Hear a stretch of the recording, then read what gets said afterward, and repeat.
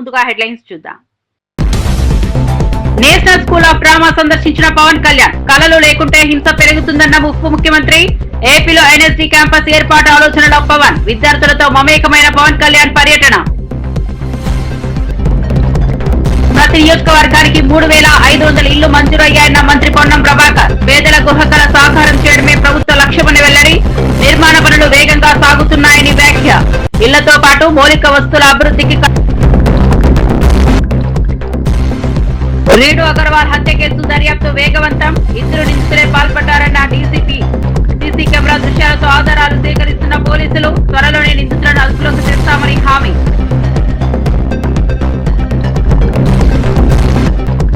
Medical కాలేజీలపై Jagan పై విరుచుకుపడ్డ Anitha. London medicine వేసుకున్నట్లు మాట్లాడుతున్నారని విమర్శ. YCP హయాంలో ఒక్క కాలేజీ పూర్తి కాలేదని ఆరోపణ. ప్రజాపాలనలో వేగంగా పనులు జరుగుతున్నాయన్న అనిత. ఇక వార్త వివరాల్లోకి వెళ్తే ఉప ముఖ్యమంత్రి పవన్ కళ్యాణ్ ఢిల్లీ పర్యటనలో భాగంగా నేషనల్ స్కూల్ ఆఫ్ డ్రామాను సందర్శించారు. ఈ సందర్భంగా ఆయన విద్యార్థులు, అధ్యాపకులతో మమేకమై అనుభవాలను పంచుకున్నారు. కళలు లేకుంటే సమాజంలో హింస, అశాంతి పెరుగుతాయని వ్యాఖ్యానించారు. తెలుగు సినిమా గ్లోబల్ స్థాయికి చేరుకుందని, ఈ రంగానికి మరింత ప్రోత్సాహం అవసరమని స్పష్టం చేశారు. ఆంధ్రప్రదేశ్ లో national school of drama campus ను ఏర్పాటు చేయాలన్న ఆలోచన ఉన్నట్లు తెలిపారు. ఈ ప్రతిపాదనపై త్వరలోనే ముఖ్యమంత్రి చంద్రబాబుతో చర్చిస్తానని చెప్పారు. భారతీయ సంస్కృతి, సంప్రదాయాలను కళల ద్వారా బలపరచాలని సూచించారు. పవన్ కళ్యాణ్ సందర్శనతో విద్యార్థుల్లో ఉత్సాహం నింపింది.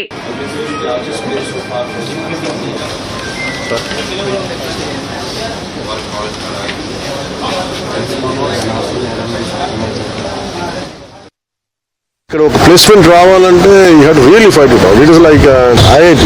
చాలా కెపాసిటీ ఉండాలి. And that is amazing thing ఏంటంటే వాళ్ళందరూ different parts of the state. Entire India is being mini India. అంటే ఈరోజు people can interact with each other, different languages, different cultures. నాకు అది బాగా నచ్చుతుంది ఎన్ఎస్టీ. నేను యాక్టింగ్ నేర్చుకున్నప్పుడు ఇక్కడ చదివిన, ఇక్కడ చేసే సత్యానంద్ గారు కొంతకాలం ఉన్నారు ఇక్కడ. సో ఆయన చెప్తా ఉండాలి ఎన్ఎస్టీ గురించి. సో నాకు ప్యాషన్ ఉండిపోయింది చిన్నప్పటి నుంచి. నేర్చుకున్న ఫార్మేటివ్ ఇయర్స్ నుంచి.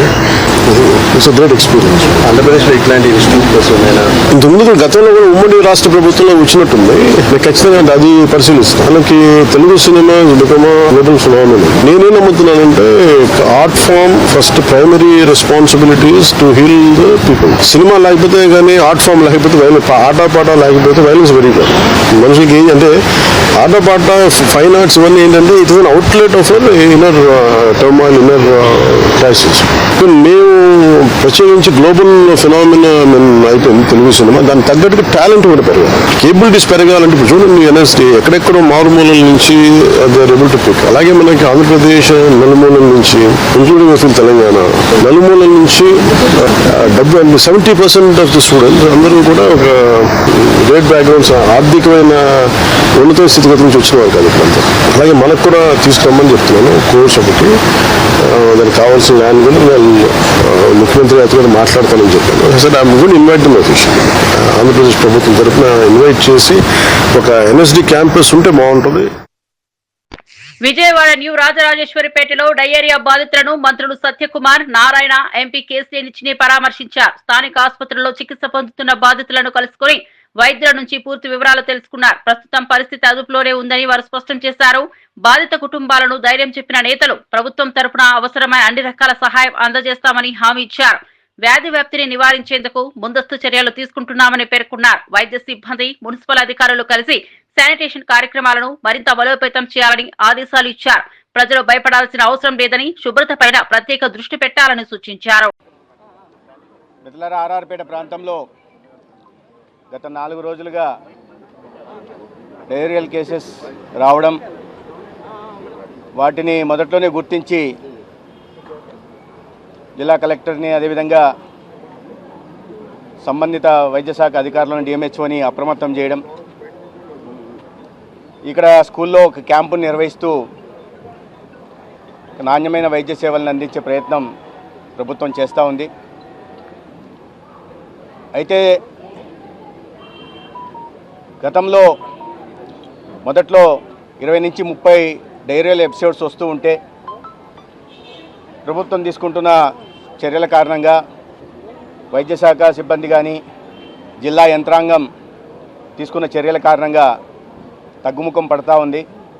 అంటే ఇవాళకి కూడా కొన్ని కేసులు వస్తున్నాయి. ఇవాళ కూడా ఆ పేషెంట్తో మాట్లాడితే నిన్నటి నుంచి 3 ఎపిసోడ్లు 4 ఎపిసోడ్లు ఈ రకంగా వస్తున్నాయని చెప్పడం జరిగింది.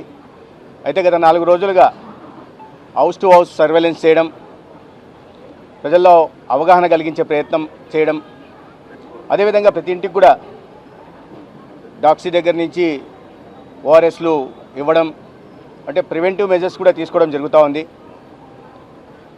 ఇంటింటి వీధులలో చాటింపు వేయడం వల్ల ఇక్కడ ఒక క్యాంప్ నడుస్తున్న విషయం కూడా ప్రజలకు తెలియడం, మొదట్లోనే కాస్త కడుపు నొప్పి లేదా 1-2 విరేచనాలు వాంతులు వస్తే వెంటనే ఆసుపత్రికి వస్తున్నారు. ఇప్పటిదాకా మొత్తం 141 కేసులు వచ్చాయి. ఒక 68 కేసుల దాకా యాక్టివ్ కేసులు ఉన్నాయి ఇక్కడ జీజీహెచ్లో, ఇక్కడ క్యాంపులో కూడా. కానీ ఆందోళన చెందాల్సిన అవసరం లేదు. యంత్రాంగం అప్రమత్తంగా ఉంది. ప్రజాపాలన ప్రభుత్వంలో గృహ నిర్మాణ పథకాలకు అత్యంత ప్రాధాన్యతనిస్తూ ప్రతి నియోజకవర్గానికి 3500 ఇందిరమ్మ ఇళ్లు మంజూరయ్యాయని మంత్రి పొన్నం ప్రభాకర్ తెలిపారు. ఇప్పటికే మంజూరైన ఇళ్లలో చాలా చోట్ల నిర్మాణ పనులు వేగంగా సాగుతున్నాయని ఆయన వివరించారు. మొదటి దశలో పూర్తయిన ఇళ్లలో గృహ ప్రవేశాలు జరుగుతున్నాయని, పేదల గృహ కలను సాకారం చేయడమే ప్రభుత్వ ప్రధాన లక్ష్యమని స్పష్టం చేశారు. సంక్షేమ పథకాలను సమర్థవంతంగా అమలు చేస్తూ ప్రతి అర్హుడు లబ్ధి పొందేలా చర్యలు తీసుకుంటున్నామని పేర్కొన్నారు. ఇళ్లతో పాటు మౌలిక సదుపాయాల అభివృద్ధికి కూడా ప్రభుత్వం కట్టుబడి ఉందని హామీ ఇచ్చారు. ప్రజల సంతోషం కోసం ఈ పథకాలు ముందుకు తీసుకెళ్తామని మంత్రి పొన్నం ప్రభాకర్ తెలిపారు. నేను హుస్నాబాద్ నియోజకవర్గాన్ని కానీ తెలంగాణ రాష్ట్రంలో గృహ ఇందిరమ్మ లబ్ధిదారులందరూ నిర్మాణం పనులను వేగవంతం చేసి తొందరగా నిర్మించుకోవాలని కోరుతా ఉన్నాను. ఎందుకంటే ఇల్లు అనేటువంటి ఒక కళ, ఇల్లు కట్టి చూడు పెళ్లి చేసి చూడు అన్నట్టుగా ఆ ఇల్లు కట్టుకునే సందర్భంగా ప్రభుత్వం ఇస్తున్న సహకారంతో తొందరగా నిర్మాణం చేసుకోవాలని విజ్ఞప్తి చేస్తూ ఈ ఇందిరమ్మ ఇళ్లతో పాటుగా ఒకవైపు సన్న బియ్యం, మరొక వైపు 200 యూనిట్ల ఉచిత విద్యుత్, కొత్త రేషన్ కార్డులు, రైతులకు సంబంధించిన అనేక కార్యక్రమాలు కొనసాగుతున్నాయి. ఇటువంటి సందర్భంలో అందరూ కూడా ప్రభుత్వ కార్యక్రమాలను పథకాలను వినియోగించుకోవాలని సందర్భంగా విజ్ఞప్తి చేస్తున్నాను. మాజీ ఎమ్మెల్యే కేతిరెడ్డి పెద్దారెడ్డి ఇంటి వద్ద శుక్రవారం ఉదయం హడావిడి వాతావరణం నెలకొంది. ఆయన నివాసానికి కొలతలు వేసేందుకు మున్సిపల్ అధికారులు చేరుకున్నారు. అయితే ఇంటికి తాళం వేసి ఉండటంతో అధికారులు బయటే వేచి ఉండాల్సిన పరిస్థితి ఏర్పడింది. ఇదే సమయంలో పెద్దారెడ్డి తన స్వగ్రామమైన ఎల్లనూరు మండలం తిమ్మంపల్లి నుంచి తాడిపత్రికి రానున్నారనే సమాచారం అందింది. పరిస్థితులు ఉద్రిక్తం కావచ్చని భావించిన పోలీసులు ముందస్తు చర్యలు చేపట్టారు. ఇంటి పరిసరాల్లో బందోబస్తు ఏర్పాటు చేసి భద్రతను కట్టుదిట్టం చేశారు.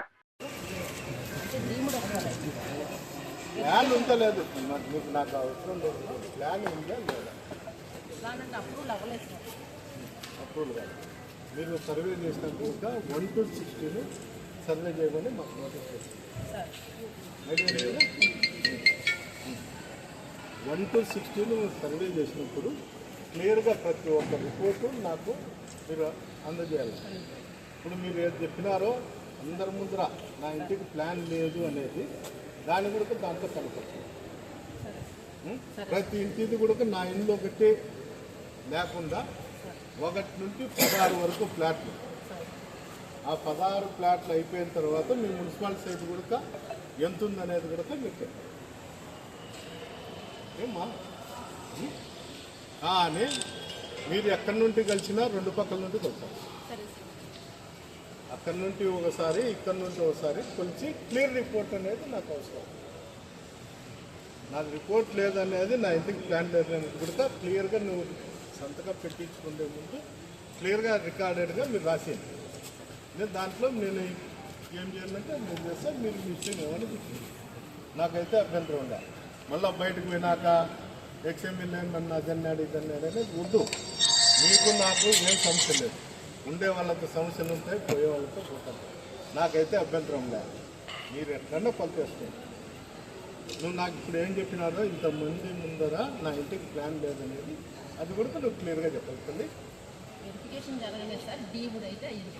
డీముడ్ ప్లాన్ అయ్యింది, దాని మీద వెరిఫికేషన్ అనేది జరగలేదు. అది నాకు సంబంధం లేని విషయం, మీకుండే సంబంధం. పశ్చిమ గోదావరి జిల్లా తాడేపల్లిగూడెంబు ఉల్లి మార్కెట్లో కలెక్టర్ నాగరాణి ఆకస్మిక తనిఖీలు నిర్వహించారు. గత కొన్ని రోజులుగా ఉల్లిపాయలకు సరైన ధర రాక రైతులు రోడ్డుపై పారబోస్తున్న ఘటనలపై స్పందించిన ఆమె మరోసారి మార్కెట్ ను సందర్శించారు. రైతులకు న్యాయం జరిగేలా చర్యలు తీసుకోవాలని హోల్సేల్ వ్యాపారస్తులను స్పష్టంగా ఆదేశించారు. కనీస ధర తప్పనిసరిగా ఇవ్వాలని, రైతులు నష్టపోకుండా చూడాలని సూచించారు. ఇప్పటి వరకు కేవలం 6 రూపాయలకే పలుకుతున్న ఉల్లి ధరను పెంచి కనీసం 9 రూపాయలుగా నిర్ణయించాలని కలెక్టర్ నాగరాణి ఆదేశాలు జారీ చేశారు. రైతుల సమస్యలను అర్థం చేసుకుని ప్రభుత్వం పక్కాగా అండగా నిలుస్తుందని భరోసా ఇచ్చారు. నుంచి కూడా ఉల్లిపాయలు రావడం జరుగుతూ ఉంది. దీని మీద మన గౌరవ ముఖ్యమంత్రి గారు నారా చంద్రబాబు నాయుడు గారు రైతులకు ఎటువంటి ఇబ్బంది కలగకూడదు, మంచి రేట్ రావాలనే ఉద్దేశంతో కంటిన్యూస్గా మీటింగ్స్ పెడుతున్నారు. దానికి టీమ్స్ వేశారు. ఇప్పుడు మనకి ఆర్జేడీ మార్కెట్ కూడా ఇక్కడే ఉన్నారు. తర్వాత ఆర్డీఓ, జాయింట్ కలెక్టర్, లోకల్ ఏడీ మార్కెటింగ్ అందరూ కూడా ఇక్కడ ఎలా జరుగుతుంది ఏంటి అనేది అంతా కూడా మేము ప్రతిరోజు గమనిస్తూనే ఉన్నాం. నిన్నటి నుంచి మనకి ఇక్కడ రోజు కూడా వస్తున్నాయి, మనకి డైరెక్ట్గా ఫార్మర్స్ నుంచి వస్తున్నాయి. తర్వాత మార్కెట్ పంపించింది స్టాక్స్ కూడా వస్తూ ఉన్నాయి. మనకి ఈరోజు చూస్తే నిన్న ఈరోజు మనకి కర్నూలు నుంచి ఒక 4 ట్రక్స్ వచ్చినాయి. 57 మెట్రిక్ టన్స్ ఆనియన్స్ రావడం జరిగింది. అలాగే కడప నుంచి 8 ట్రక్స్లో 120 మెట్రిక్ టన్స్ ఆనియన్స్ డైరెక్ట్గా రైతులు మైదుకూరు, పెండ్లిమర్రి ఇలాంటి డిఫరెంట్ ప్లేసెస్ నుంచి కడప నుంచి రావడం జరిగింది. వారికి కూడా మంచి రేట్ వచ్చే విధంగా చూస్తున్నాము. ఇక్కడ హైయెస్ట్ ప్రైస్ 12 రూపీస్ రావడం జరిగింది. మోడల్ ప్రైస్ 9 రూపీస్ 50 పైసా రావడం జరిగింది. రైతులు కూడా ఎక్కువ మంది ఉల్లిపాయలు పారిపోస్తున్నారు, వాళ్ళకి సరైన రేట్ లేదు. 4 రూపాయలు 5 రూపాయలు ఇది రైతులు ఏమి పారిపోయినట్టు అంటే ఏమవుతుందంటే ఇది ఎప్పుడైతే వర్షాలు వచ్చినాయో అందులో కొంచెము పాడైన డ్యామేజెస్ ఏమైనా ఉంటే అవి తీస్తారు. లేకపోతే తీయకపోతే ఏమవుతుందంటే మంచి క్వాలిటీ కూడా ఆనియన్ వెంటనే పాడైపోతుంది. దానివల్ల దాన్ని కొంచెం కొద్దిగా సెగ్రిగేట్ చేసి తీయాల్సిందే. మేడం గారు, ఇప్పుడు మీరు వచ్చారు, కేజీకి 3 రూపాయలు పెంచారు మీ రిక్వెస్ట్ మేడం. అయితే ఇది పెరుగుతుంది తగ్గుతుంది క్వాలిటీని బట్టి. స్టెబిలైజ్ చేయడానికి ఇప్పుడు ఇది తీసుకున్న యాక్షన్ ఏంటి అసలు? ధరల స్థిరీకరణ చేయడానికి రైతు నష్టపోకుండా మీ వైపు నుంచి ప్రభుత్వం వైపు నుంచి ఎలాంటి జరిగింది? రైతు నష్టపోకూడదని ఈరోజు యంత్రాంగం అంతా కూడా ఇక్కడ మార్కెట్ యార్డ్లోనే ఉన్నామండి. సీఎం గారి సూచనల మేరకు, అగ్రికల్చర్ ప్రిన్సిపల్ సెక్రటరీ గారి సూచనల మేరకు, మినిస్టర్ గారి సూచనల మేరకు ఏం వస్తున్నాయి, ఎలా వస్తున్నాయి, వాళ్ళకి సరైన రేట్ వస్తుందా లేదా, సాధ్యమైనంత వరకు వారు అక్కడ మార్కెట్లో పలికిన రేట్ కంటే వాళ్ళకి ఇంకొంచెం రేట్ వచ్చే విధంగా మేము కృషి చేస్తూ ఉన్నాము. ఆ విధంగా కూడా ఇప్పించడం జరిగింది. హైదరాబాద్ బాలానగర్ ప్రాంతంలో జరిగిన రేణు అగర్వాల్ హత్య కేసు దర్యాప్తు వేగంగా కొనసాగుతోంది. ఈ కేసును 1-2 రోజుల్లో ఛేదిస్తామని బాలానగర్ డీసీపీ సురేష్ కుమార్ ప్రకటించారు. రోషన్, హర్ష అనే 2 యువకులే ఈ హత్యకు పాల్పడ్డారని భావిస్తున్నట్టు తెలిపారు. ఇప్పటికే అనేక ఆధారాలను సేకరించామని, ఘటన స్థల పరిశీలనతో పాటు సీసీ కెమెరా దృశ్యాలను విశ్లేషిస్తున్నామని వెల్లడించారు. అన్ని కోణాల్లో దర్యాప్తు కొనసాగుతుందని స్పష్టం చేశారు. నిందితుల కదలికలను గుర్తించి వారిని త్వరలో అదుపులోకి తీసుకొచ్చేలా చర్యలు జరుగుతున్నాయని తెలిపారు. నిందితులను పట్టుకున్న తరువాత పూర్తి వివరాలు వెల్లడిస్తామని డీసీపీ సురేష్ కుమార్ హామీ ఇచ్చారు. వేరే రకమైన క్లూస్ కూడా ఉన్నాయి, టెక్నికల్ క్లూస్ ఉన్నాయి. అన్ని యాంగిల్స్ అబ్జర్వ్ చేస్తున్నామా, ఉంది. మీరు చెప్పిన యాంగిల్ కూడా ఉంది. సో వాళ్ళిద్దరే కలిసి చేసినట్టుగా మేము అనుకుంటున్నాం. వాళ్ళు దొరికితే కానీ మాకు ఇంకా పూర్తి కన్ఫర్మేషన్ దొరుకుతుంది. ఎస్ అంటే అన్ని వైపులో పంపించాము, అక్కడికే కాదు, ఎక్కడికి ప్రాబబిలిటీ ఉందో అన్ని చోట్లకి పంపించాం. వాళ్ళ మొబైల్ నెంబర్స్, వాళ్ళ డీటెయిల్స్, వాళ్ళ అడ్రస్, వాళ్ళ లోకల్ అడ్రస్ అవన్నీ వెరిఫై చేసుకొని వాళ్ళ బ్యాక్గ్రౌండ్ వెరిఫికేషన్ కూడా జాగ్రత్తగా చెక్ చేసుకొని పెట్టుకోండి. లేదంటే ఇట్లాంటి సంఘటనలు జరిగే అవకాశం ఉంది. ఇది కూడా stray incident, it's not a regular incident. వేళల్లో ఒకటి జరిగింది ఇది. బట్ దీనికి సంబంధించి పూర్తి జాగ్రత్తలు తీసుకొని మీకు ఎప్పుడు డౌట్ వచ్చినా కానీ మీరు ఇమ్మీడియట్గా పోలీస్కి సమాచారం ఇవ్వండి. మేము కూడా వాళ్ళని వెరిఫై చేస్తాము. వాళ్ళ డీటెయిల్స్ కూడా మా దగ్గర పెట్టి. ప్రస్తుత సీఎం రేవంత్ రెడ్డి వద్ద రైతుల కోసం ఎలాంటి విజన్ లేదని మాజీ మంత్రి ఎర్రబెల్లి దయాకర్ రావు తీవ్ర స్థాయిలో విమర్శలు గుప్పించారు. కేసీఆర్ నాయకత్వంలోని బీఆర్ఎస్ ప్రభుత్వం హయాంలో ముందుగానే యూరియాను తెచ్చి గోదాంలలో నిల్వ ఉంచే విధానం ఉండేదని గుర్తు చేశారు. ఆ కారణంగా అప్పట్లో రైతులు ఇబ్బందులు ఎదుర్కోలేదని పేర్కొన్నారు. కానీ ప్రస్తుత పరిస్థితుల్లో యూరియా సరఫరాలో తీవ్ర లోపాలు తలెత్తడంతో పంట కాలంలో రైతులు ఆందోళన చెందుతున్నారని ఆరోపించారు. పంట సాగు సజావుగా సాగాలంటే ఎరువులు సమయానికి అందుబాటులో ఉండాలని స్పష్టం చేశారు. రైతుల సమస్యలను పట్టించుకొని ఈ ప్రభుత్వ విధానాలు వ్యవసాయ రంగాన్ని కుదేలు చేస్తున్నాయని ఎర్రబెల్లి దయాకర్ వ్యాఖ్యానించారు.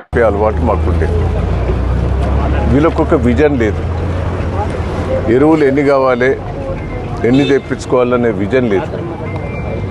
ఎరువులు ఫ్యాక్టరీలన్నీ మన తెలంగాణలో ఉన్నాయి. మళ్ళా ఆ విజన్ కూడా లేదు. కేసీఆర్ గారు ఒక విజన్ తోటి నీళ్లు అడ్వాన్సు 3 నెలల ముందే రిజర్వాయర్లు నింపేది, కాలువల పంటి నీళ్లు నింపి షెర్లు నింపించే ఏర్పాటు చేసేది. రైతులకు ఏం కావాలనేది రైతు దున్నక ముందే రైతు బంధు ఇచ్చేది, యూరియా బస్తాలు సప్లై చేసేది. అంటే ఒక విజన్ తోటి కరెంటు కోసం కూడా బయట రాష్ట్రాల నుంచి కొనుక్కొచ్చి కరెంటు మనకు సప్లై చేసేది 24 గంటలు. రేవంత్ రెడ్డి గారు బోకస్ మాటలు, అబద్ధ మాటలతోటి అధికారంకి వచ్చిండు. కేసీఆర్ గారు చేసిన స్కీమ్స్ అన్నా ఇంప్లిమెంట్ చేయండి. రైతు బంధు 2 సార్లు ఎగ్గొట్టినాం, రుణమాఫీ సరిగ్గా కాలేదు, బోనస్ సన్న ఓట్లు అన్నిటికీ ఇస్తాను ఎలక్షన్ల ముందు చెప్పినాం, సన్న ఓట్లకే ఇస్తాను, సన్న ఓట్ల బోనస్ కూడా ఎగ్గొట్టినాం. గోదావరి పుష్కరాలకు శాశ్వత ప్రాతిపదికన ఏర్పాట్లు చేయాలని ముఖ్యమంత్రి రేవంత్ రెడ్డి అధికారులను ఆదేశించారు. టెంపుల్ సెంటిక్ గార్డ్స్ అభివృద్ధికి ప్రాధాన్యత ఇవ్వాలని సూచించారు. గోదావరి పరివాహక ప్రాంతంలోని ప్రముఖ ఆలయాలను మొదటి ప్రాధాన్యతగా తీసుకుని గార్డ్స్ నిర్మాణం చేపట్టాలని ఆదేశించారు.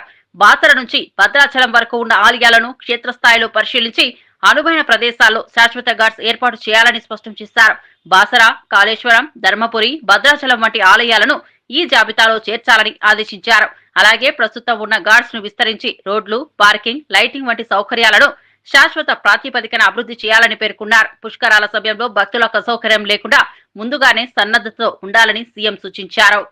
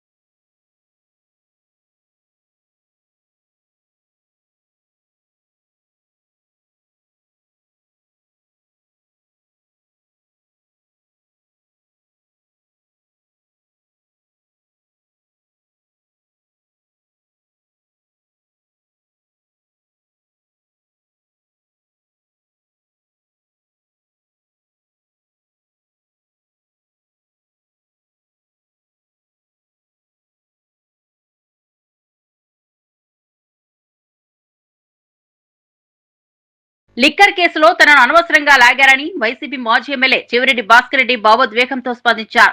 తాను ఎప్పుడూ లిక్కర్ జోలికి పోలేదని స్పష్టం చేశారు. చిన్నప్పుడే తన తండ్రి తాగుడు అలవాటు వల్ల తల్లి ఆత్మహత్య చేసుకున్నారని గుర్తు చేశారు. అదే అలవాటు కారణంగా తండ్రి, తమ్ముడు కూడా ప్రాణాలు కోల్పోయారని, ఆ ఘోర సంఘటనలన్నీ తన కళ్ల ముందే జరిగాయని కన్నీటి కళ్లతో చెప్పారు. అలాంటి పరిస్థితులు ఎదుర్కొన్న తాను మద్యం జోలికి ఎప్పుడూ పోలేదని వివరించారు. అయినప్పటికీ లిక్కర్ కేసులో తన పేరు రావడం, అరెస్టు చేయడం చాలా బాధ కలిగించిందని పేర్కొన్నారు. ఇలాంటి ఆరోపణలు తన వ్యక్తిత్వాన్ని దెబ్బతీస్తాయని చెవిరెడ్డి ఆవేదన వ్యక్తం చేశారు.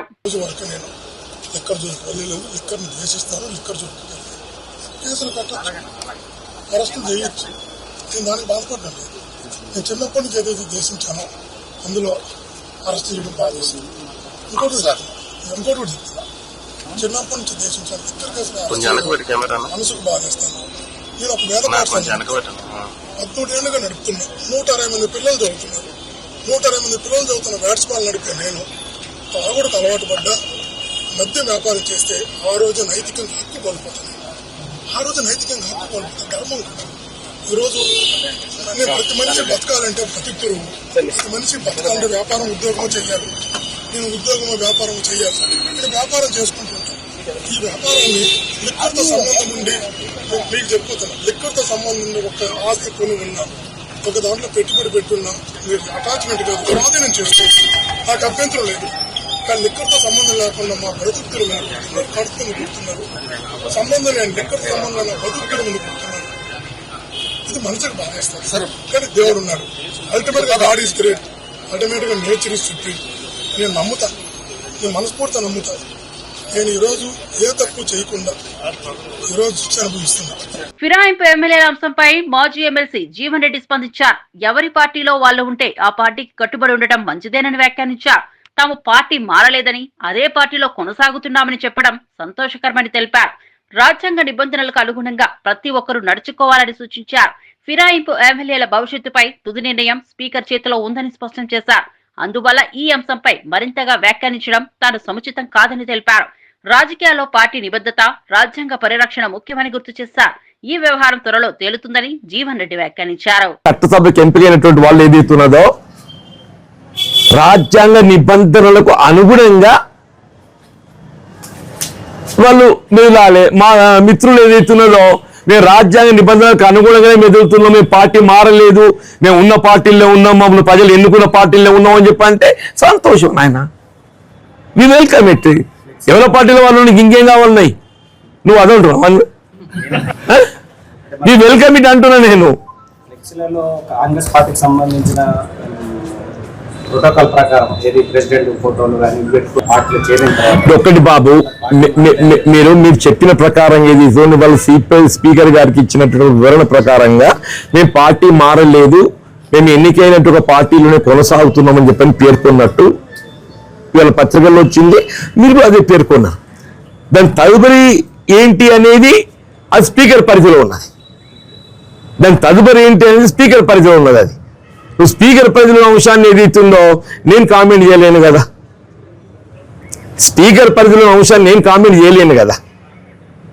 Thank you. పార్టీ ఫిరాయింపిన ఎమ్మెల్యేలపై మాజీ మంత్రి ఎమ్మెల్యే జగదీష్ రెడ్డి తీవ్ర స్థాయిలో మండిపడ్డారు. పెద్ద వరదలో కొట్టుకుపోయేవాడు కనపడిన గడ్డి పట్టుకుని బయటపడదామనుకునే వారిలా వీరి పరిస్థితి ఉందని విమర్శించారు. ఫిరాయింపు చేసిన ఎమ్మెల్యేల ఎన్నిక రద్దు ఖాయమవుతుందని, ఉప ఎన్నికలు తప్పవని స్పష్టం చేశారు. ప్రజలు వీరి రాజకీయ జీవితానికి శాశ్వత సమాధి కడతారని ఘాటుగా వ్యాఖ్యానించారు. రేవంత్ రెడ్డి కాపాడతారని వారు అనుకోవడం పెద్ద పొరపాటే అవుతుందని హెచ్చరించారు. రాజకీయాల్లో ప్రజల విశ్వాసాన్ని కోల్పోయిన తర్వాతే మళ్లీ నిలబడడం సాధ్యం కాదని స్పష్టం చేశారు. ప్రజల తీర్పే తుది నిర్ణయమని, ఈ తీర్పుతోనే ఈ ఫిరాయింపు ఎమ్మెల్యేల భవితవ్యాన్ని ప్రజలు నిర్ణయిస్తారని పేర్కొన్నారు. వాదన బలహీనంగా ఉంది. ఎట్టి పరిస్థితులలో కూడా మీ ఎన్నిక రద్దు కావడం ఖాయం. అయితే స్పీకర్ చేస్తారా లేదా కోర్టు ద్వారా జరుగుద్దా? తప్పకుండా మీ ఎన్నిక రద్దు అవుతుంది. ఉప ఎన్నికలు వస్తాయి, అందులో ప్రజలు మీకు సరైన బుద్ధి చెప్తారు. మీ రాజకీయ జీవితానికి శాశ్వతమైన సమాధి కూడా కడతారు, అందులో సందేహం ఏం లేదు. ఎట్టి పరిస్థితుల్లో కూడా మీరు చేసిన తప్పు దొరికిపోయిన ప్రజల ముందట ఇంకా మేము దాచుకుందామనే ప్రయత్నం చేస్తే ఇంకా అబాస్ పాలవుతారు తప్ప ఇంకొకటి ఏం లేదు. రేవంత్ రెడ్డి కాపాడే ప్రయత్నం, రేవంత్ రెడ్డి కాపాడతాడని మీరు అనుకుంటున్నారు. రేవంత్ రెడ్డితో కాదు, ఎవరితో కూడా కాదు. చట్టం ఆ రకంగా ఉంది. సుప్రీంకోర్టు ఇప్పటికీ ఆదేశాలు ఇచ్చి ఉంది.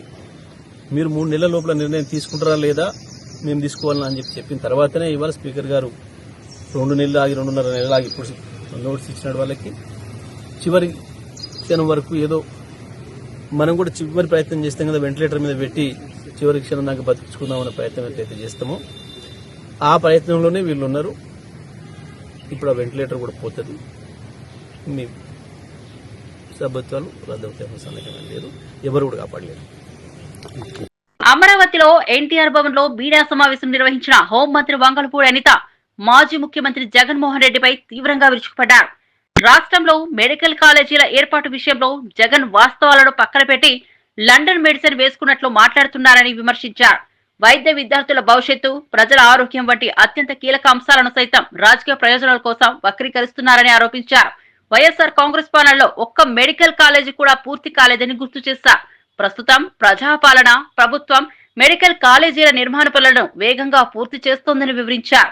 ముఖ్యమంత్రి చంద్రబాబు నాయకత్వంలో ఆరోగ్య రంగ అభివృద్ధి పట్ల ప్రభుత్వం కట్టుబడి ఉందని అనిత స్పష్టం చేశారు. ఎన్డీఏ పార్టీ పట్ల, ఎన్డీఏ కూటమి పట్ల నిబద్ధతతో పనిచేస్తున్నామన్న నమ్మకం ప్రజల్లో ఉంది. సో నేను ఈ రోజు కూడా రావడానికి గల ప్రధానమైన కారణం ఏంటంటే, మొన్న మీటింగ్లో చూశాను ఒకసారి.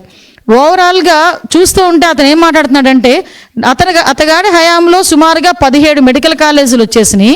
ఈ 17 మెడికల్ కాలేజీలు ఉన్నట ఆ దారంటే వెళ్తుంటే సైడ్కి తిరిగి చూస్తే అక్కడ మెడికల్ కాలేజ్ కనిపిస్తే ఆహా అని చిన్న గ్యాప్ ఇచ్చి ప్రజలందరూ కూడా ఆశ్చర్యపోతున్నారట. అయితే ఆయన అన్న తర్వాత మేము కూడా ఒకసారి చూద్దాం ఈ 17 కాలేజీల్లో ఆహా అనేటంతగా ఎంత ఉన్నదా అని ఒకసారి చూసేసరికి ఒక్కసారి మీరు కూడా ఒకసారి చూడాలి. ఇక్కడ for example Madanapalle medical college అండి. ఇది మదనపల్లి మెడికల్ కాలేజ్కి సంబంధించి ప్రభుత్వ వైద్య కళాశాల బోర్డు అయితే మాత్రమే ఉంది, ఆహా అనడానికి బోర్డు ఉంది. సో ఇక్కడ ఫర్ ఎగ్జాంపుల్ ఇది మెడికల్ కాలేజ్ తాలూకా ప్రాంగణం కట్టడం ఓకే, ఇక్కడ మనం ఏమనుకోవాలి? ఈ పిల్లర్ ఏమో ల్యాబ్ అనుకోవాలి, ఈ పిల్లర్ ఏమో రీడింగ్ రూమ్ అనుకోవాలి, లేదు అనుకుంటే ఈ పిల్లర్ ఏమో ఒక లైబ్రరీ అనుకోవాలి. అలా అనుకుంటేనే తప్ప ఇది మెడికల్ కాలేజ్ అన్న సంగతి మన ఎవరికి అర్థం కాదు. ఒకసారి మీరే చూద్దరు కానీ ఒకసారి, ఇది మదనపల్లి మెడికల్ కాలేజ్. ఇక్కడ చూసి ఆగి ఆహా అనే వాళ్ళు ఎవరైనా ఉన్నారా? మీ బతుకు చెడ అనుకున్న వాళ్ళు ఎవరైనా ఉన్నారా అండి? సారీ టు సే, నేను కొన్ని పదాలు తప్పట్లా.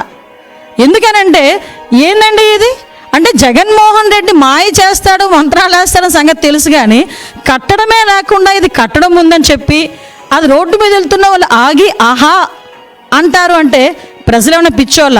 ఇది నిజంగా జగన్మోహన్ రెడ్డి ఆ రోజు మాట్లాడడం అన్నది నిజంగా చెప్పాలంటే ఒక రకంగా ఆయన గొయ్యి ఆయన తవ్వుకున్నట్టే. ఎందుకంటే 17 కాలేజీలు కట్టేసాము, 17 కాలేజీలు అడ్మిషన్స్ అయిపోతున్నాయి, మేము ఇలా చేసాము, ఇంతమంది ఏంటంటే ఇంకో మాజీ మంత్రి అంటాడు, ఆయనకి తెలుగు ఉండి మాట్లాడుతున్నాడు, తెలుగు లేక మాట్లాడుతున్నాడు తెలియట్లా, ఇంటికి ఒక వైద్యుడిని అందిద్దామని జగన్మోహన్ రెడ్డి అనుకున్నాడంట. ఇంటికి ఒక వైద్యుడిని అందిద్దామని జగన్మోహన్ రెడ్డి అనుకుంటే ఈ 17 కాలేజీల్లో ఇంకో కాలేజ్, ఇంకో మచ్చుతునక ఎక్కడంటే ఇది మార్కాపురం. జస్ట్ చూడండి ఒకసారి ఏ స్టేజ్లో ఉందో ఒకసారి చూడండి. ఇది మార్కాపురం మెడికల్ కాలేజ్. ఇందులో అడ్మిషన్స్ అయితే ఎక్కడ కూర్చొని చదువుకుంటారు విద్యార్థులు? కనీసం ఫ్యాకల్టీ ఇవ్వడానికైనా ఒక వైసీపీ అధ్యక్షుడు జగన్మోహన్ రెడ్డిపై మంత్రి కొల్లు రవీంద్ర తీవ్ర స్థాయిలో మండిపడ్డారు. ఫేక్ ప్రచారాలతో చౌకబారు రాజకీయాలు చేస్తూ కూటమి ప్రభుత్వ విజయాలను తట్టుకోలేకపోతున్నారని విమర్శించారు. ఇటీవల అనంతపురంలో జరిగిన సూపర్ 6 సభ ఘన విజయాన్ని చూసి జగన్ అసత్య ఆరోపణలు చేస్తున్నారని ధ్వజమెత్తారు. కట్టని వైద్య కళాశాలను కట్టినట్టుగా ప్రచారం చేసుకోవడం జగన్ తీరని ఎద్దేవా చేశారు. రాష్ట్రానికి 22 వైద్య కళాశాలను తెచ్చిన ఘనత పూర్తిగా సీఎం చంద్రబాబు నాయుడుదేనని స్పష్టం చేశారు. ప్రజలు మోసపోవడం లేదని, జగన్ అవాస్తవ ప్రచారం ఇక పని చేయదని రవీంద్ర హెచ్చరించారు. కూటమి ప్రభుత్వం అభివృద్ధి సంక్షేమ పథకాలతో ప్రజల విశ్వాసాన్ని గెలుచుకుంటోందని ఆయన స్పష్టం చేశారు. కార్యక్రమం ఏదో వంకతో ప్రజల్లోకి వచ్చి దాన్ని రాజకీయం చేయడానికి ప్రయత్నం చేస్తున్నారు. మెడికల్ కాలేజీల గురించి కూడా మాట్లాడుతూ ఉన్నారు. ప్రభుత్వం ప్రైవేట్ పరం చేస్తాను, ఇక్కడెక్కడ ప్రైవేట్ పరం చేయట్లా జగన్మోహన్ రెడ్డి గారు. ప్రభుత్వం మీరు చేసినటువంటి తప్పిదాలని సరిచేస్తూ ఇవాళ మెడికల్ కాలేజీ ఈ రాష్ట్రంలో 22 మెడికల్ కాలేజీలు తెచ్చినటువంటి ఘనత గౌరవ ముఖ్యమంత్రి చంద్రబాబు నాయుడు గారు. ఇవాళ మీరు ఆర్భాటంగా 17 కాలేజీలు అని చెప్పి ఒక్క కాలేజీ కూడా సంపూర్ణంగా పూర్తి చేశారో చెప్పాలని నేను కోరుతా ఉన్నా. ఇవాళ కనీసం పునాదుల మీద కూడా లేని కాలేజీల పరిస్థితి ఏంటో చెప్పాలని జగన్మోహన్ రెడ్డి గారు నేను అడుగుతా ఉన్నా. ఇవాళ పీపీపీ మోడ్లో వాటిని డెవలప్ చేసి కొంతకాలం వాళ్ళు రన్ చేసుకున్న తర్వాత ఆ పీరియడ్ అయిపోయిన తర్వాత తిరిగి మళ్ళీ ప్రభుత్వానికి హ్యాండ్ ఓవర్ చేస్తారు. ఆ కన్స్ట్రక్షన్ ఆటికి ఇవాళ ప్రభుత్వం నిధులు పెట్టే పరిస్థితి ఉండదు. కాబట్టి అటు మెడికల్ సీట్స్ పెరుగుతాయి, అటు విద్యార్థులకు ఉపయోగపడుతుంది, అట్లా ప్రభుత్వానికి కూడా భారం పడదు. ఇది మంచి పని కాదని నేను అడుగుతాను. మీరు ఇవాళ మీ స్వార్థ రాజకీయాల కోసం మెడికల్ కాలేజీని రాజకీయం చేస్తారా జగన్మోహన్ రెడ్డి గారు? మీరు రెచ్చగొట్టే కార్యక్రమాలు చేస్తే ఇబ్బంది పడతారని కూడా తెలియజేస్తా ఉన్నాం. నూతిలో తోయాలి, ఎవరు తోయాలి? ప్రజలే మిమ్మల్ని నూతిలో తోసి కప్పెట్టేశారు. మీరు ఈ జీవితాంతం మీ పార్టీ భూస్థాపితమే, అది గుర్తుపెట్టుకోండి. ఇవి బులెటిన్ అప్డేట్స్ చూస్తూనే ఉండండి